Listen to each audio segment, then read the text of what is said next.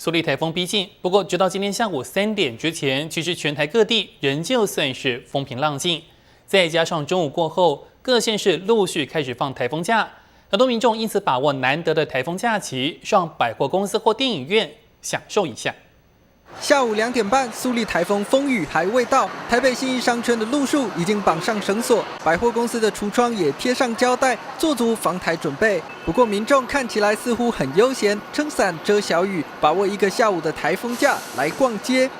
其实我觉得还好而已，没有那么可怕，我觉得没有什么特别的影响。有一种就是暴风雨来以前的宁静的感觉。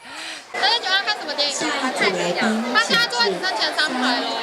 因台风苏力可能带来的强风暴雨，全台下午今天开始放台风假，而下午2点一到呢，台北市的电影院人潮已经开始累积。因为下午不用上班，就看电影、吃饭，然后回家看电视。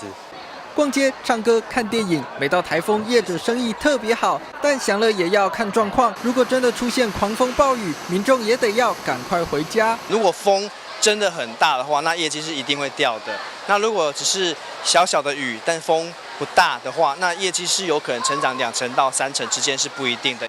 暴风雨前的宁静，民众趁台风假好好放松。不过民众仍旧希望这次台风灾情不要太严重。新唐人亚太电视郭云凯、吴博轩，台湾台北报道。